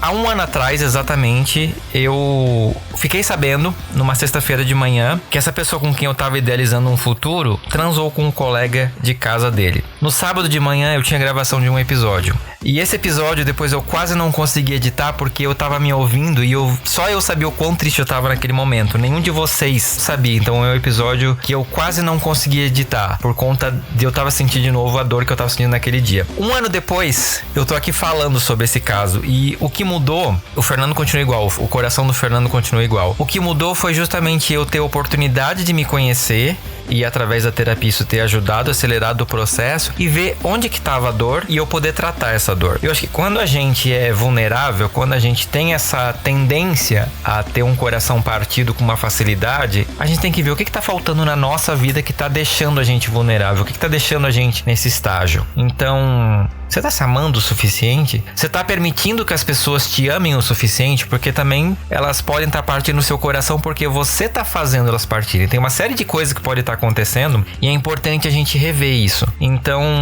uma mensagem desse episódio é: seu coração tá frágil? Por quê? O que você pode estar fazendo para que contribui com essa situação? Porque ele tá aí dentro do seu peito. Então, se ele tá frágil, é porque tem alguma coisa que você tá deixando passar. Pensa um pouco nisso. E no próximo episódio, a gente vai continuar essa conversa. Se joga.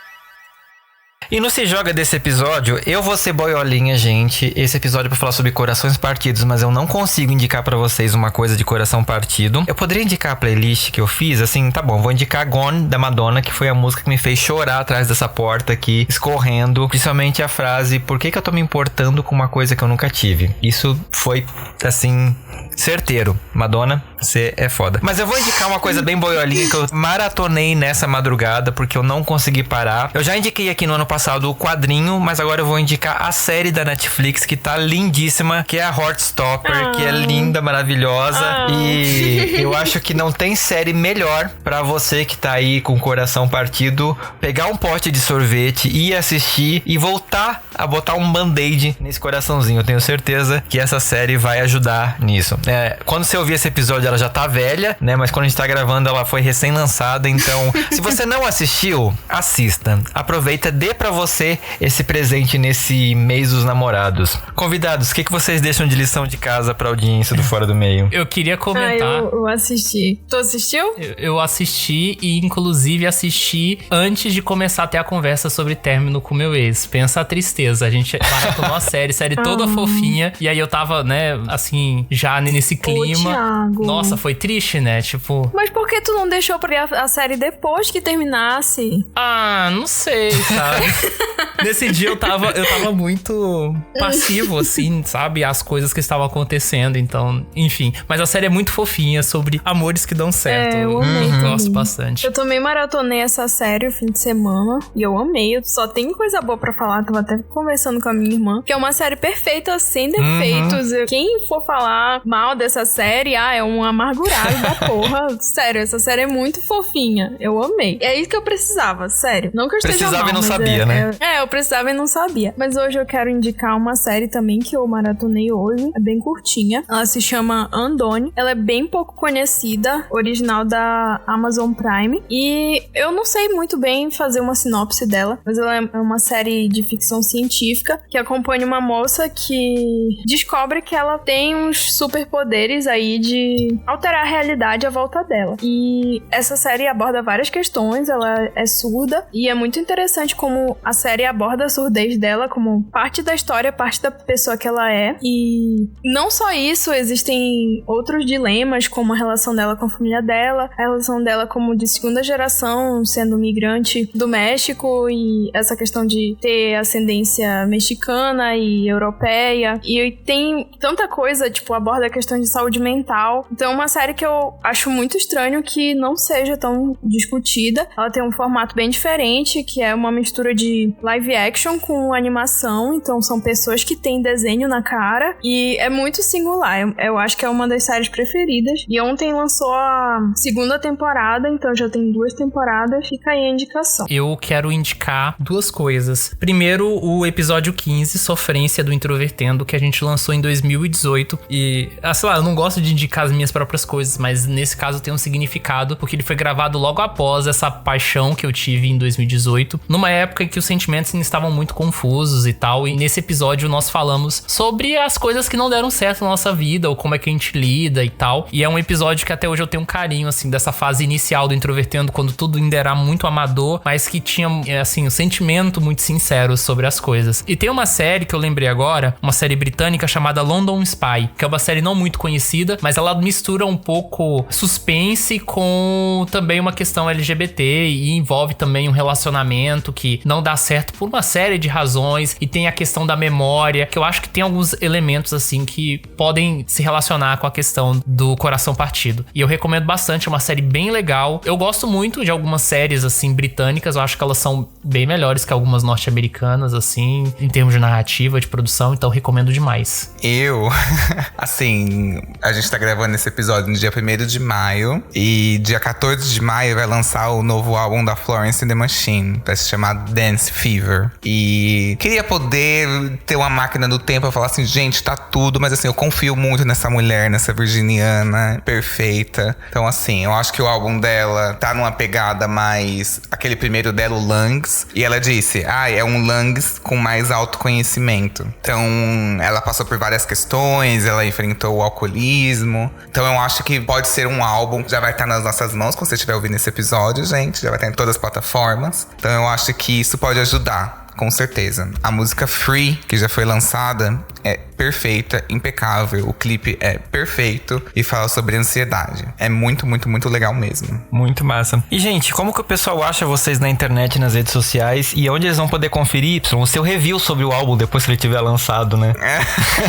Vocês conseguem me achar no Instagram, no @controle_Y e no podcast Controle Y, que tem em todas as plataformas. Também tem o Twitter, mas o Twitter tem umas coisinhas mais polêmicas. O Controle Y também acha. Sim. E é isso. E o podcast da gente, o Controle Y, se você acha que falar de relacionamento aqui no Fora do Meio é só de vez em quando, no Controle Y isso é o quê? É a linha editorial.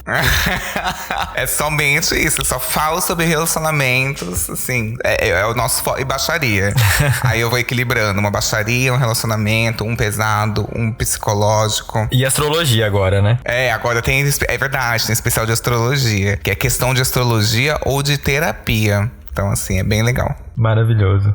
Eu não produzo muito conteúdo na internet, mas uma coisa que eu tenho desenvolvido recentemente é a minha página, que tem meus desenhos, desculpa aí, mas se chama Varusa. Varusa, que é uma espécie de alter ego meu, que tá se fundindo cada vez mais comigo. E é só Varusa, não tem muitos outros users com esse mesmo nome, só tem um, eu acho, então você acha fácil. E é uma página que tem um desenho meu. E além disso, tem o podcast Introvertendo, que eu e o Thiago participamos, né? Que ele tá disponível em todas as plataformas e basicamente eu só uso essas duas mídias pra me comunicar com o mundo. O resto é bem mais restrito à minha vida pessoal. E eu faço parte do Introvertendo, assim como a Carol, e uma coisa que a gente costuma falar muito no Introvertendo é sobre todas as questões relativas ao autismo na vida adulta, né? Então, de vez em quando a gente fala um pouco sobre relacionamento, sexualidade, essas intersecções. Fora isso, eu tenho um Twitter, que é @oThiagoAbreu, meu nome não tem H, e também tem um outro podcast agora que tem produção mensal chamado Espectros, da revista Autismo, que eu converso mensalmente com uma pessoa muito relevante da história do autismo no Brasil. É um negócio meio Marília Gabriela. Então,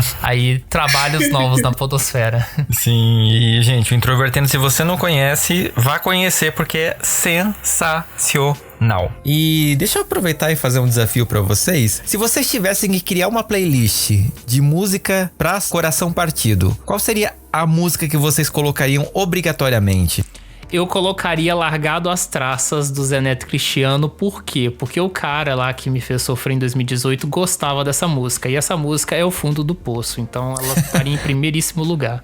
Pra mim, a música seria Avisa, do Fala Mansa, porque toda vez que eu escuto Fala Mansa, me dá vontade de dançar e de viver e de abraçar a árvore e tudo isso, e eu acho que levanta qualquer astral. Nossa, gente, eu amo Avisa, vou até ouvir, gente, eu amo muito. O vento que traz sofrimento que sobe pra outro lugar, entendeu? Então, é maravilhosa. É música pra animar o término, assim, pra você ficar bem depois do término? Aquela música, assim, que, tipo, o tema é coração partido. Aquela música que você colocaria obrigatoriamente pra você ouvir quando você tá nessa vibe. É que eu coloquei a negativa, né? Então, que destrói. E o Avisa também é um pouco triste pra mim. Então eu vou colocar uma feliz. Que é tipo assim, meio que de... que é isso? Que tá tendo feliz nada, que vai ter raiva. Eu amo música de raiva de ex, xingando. Eu gosto desse tipo de música. Tipo You Wanna Know, da Alanis Morissette. Mas eu vou deixar aqui Heavy Cross, do Gossip. Eu acho maravilhosa, essa é uma música muito boa, de xingar, expulsar os demônios, de gritar. Apesar que também, assim, eu amo Dancing on My Own também, eu acho tão lindo. Sim. Mas aí é boa, assim, pra você dançar bêbado chorando na balada. Sim. Eu, como sou o dono do podcast, eu vou deixar duas, tá, gente? A primeira é Benedict feat. Tuva Band, My Killer. Essa é a música que eu, tipo, nossa... sofria. E outra que, assim, foi uma que ano passado, de novo, a última vez eu prometo, mas eu tava no ônibus e tocou bem na hora que eu tava, assim, tipo assim, me sentindo mal. E eu comecei a chorar no ônibus. Eu saí, vim andando, assim, aquela coisa bem novela das 9, que foi da Madonna, Gone. Tipo, duas músicas pra arrebentar a boca do balão. E você, ouvinte, que música embala o seu coração partido? Que música você acha que deveria fazer parte de uma playlist só com música pra ouvir na fossa? Tem uma postagem lá no Instagram do Fora do Meio, que é @Fora do Meio Podcast, fazendo essa pergunta. Vai lá, deixa a sua sugestão e a gente vai criar uma playlist no Deezer e no Spotify com as sugestões de vocês. Gente, eu quero agradecer demais a presença de vocês aqui, né? Pra compartilhar um pouquinho dessas histórias de coração partido, revisitar um pouquinho as sessões de terapia, né? Que a gente vai ter que fazer. Eu vou ligar pra minha terapeuta daqui a pouco, não sei vocês, mas obrigado de todo o coração e a gente se encontra daqui a pouquinho de novo, né, gente? O que vocês estão de expectativa para o próximo episódio? Eu queria agradecer muito pelo convite, Fernando, adorei, e sim, eu vou me apaixonar nesse meio tempo, nesse intervalo de episódio entre outros, pra poder ter mais local de fala, pra eu poder partir com o meu coração aqui, pra poder ter uma nova visão, sabe? Pra voltar mais raivoso, que eu me achei muito calmo aqui, muito calmo. Falta um pouquinho daquele trauma de término, sabe? Aquela criatividade que vem de trauma. Faltou um pouquinho disso em mim hoje. Sim. É a diferença de uma pessoa terapeutizada, né, gente? Apesar da sua terapeuta ser bolsominion, né? Ou era? Eu mudei agora. Eu tô na análise. Então eu tô tão calmo, gente. Nossa, preciso encontrar alguém que vai justificar. Porque a gente faz terapia pra isso, gente. Exato. Pra justificar o povo deixar a gente louco. Não tem ninguém me deixando louco. Preciso ter esse equilíbrio. Sim. Esse dia cheguei e não tinha assunto na terapia, gente. Impossível. motivo. Eu falei, não tá tendo, entendeu? Precisa. Então, obrigada, Fernando, pelo convite. Eu gostei muito do papo. Não vejo a hora da gente gravar as outras partes e tem muito mais história e fofoca pra falar sobre assuntos relacionados aos relacionamentos. Sim. Obrigado, Fernando, também. Eu fico muito feliz porque essa foi a minha segunda participação aqui no podcast, então é sempre um prazer. E eu espero que agora os efeitos pós-término ajudem de alguma forma nos próximos episódios aí, né? Vamos ver no que vai dar. Sim, sim. É isso, Thiago. Pega o Spotify e busca ali, Madonna Gone. Você vai chorar 3 dias, vai dar tudo certo. É isso, não, brincadeira. Gente, não tá faz rindo. isso, não faz isso. Não faz. Gente, ele tá rindo, acabou de terminar e tá rindo. Pois pelo amor de Deus. Não, mas eu tava assim também. No dia eu tava exatamente. Eu fui num parque com uma amiga minha, assim. Foi... Não caiu a ficha, não caiu não, a é ficha porque- ainda, né? É porque no meu Tá na caso... negação, ele tá na negação ainda. Sim, não, eu tava feliz da vida. Aí cheguei em casa, assim, as meninas só vieram me socorrer 3 horas depois que eu tava em prantos aqui, tipo assim, quase me jogando na janela. O primeiro Não, é passo é a porque no negação. meu caso, eu já chorei o que tinha pra chorar na semana passada, assim. Chorei uns 2 dias, né? Que foi o primeiro dia que a gente teve a conversa do término. E aí a conversa definitiva foi hoje. Mas eu já tinha me convencido que ia acabar, né? Já tava preparado, assim. E foi muito tranquilo, então... E como fui eu também, né? Que cheguei à decisão primeiro, assim, eu tô um pouco mais de boa. Eu não quero ser essa pessoa, Thiago, mas uma das últimas coisas que eu falei pro menino foi tipo assim, tudo que eu tinha pra sofrer por você, eu já sofri, agora tchau. Não deu 2 dias. Não, eu tô brincando. E se você não segue o Fora do Meio, vai lá, segue a gente no Fora do Meio Podcast no Instagram ou Fora do Meio Pod no Twitter. Manda pra gente a sua história de coração partido e qual foi o seu band-aid, o que ajudou você a curar, ou então... Manda a sua sugestão de música pra playlist de Coração Partido no fora do meio podcast@gmail.com. E eu quero agradecer você, ouvinte, né, por ter ouvido até aqui. Eu espero vocês no próximo episódio do Fora do Meio, porque sim, a gente vai ter continuação desse episódio daqui a 15 dias. Até lá. Falou, pessoal! Beijos. Tchau. Tchau.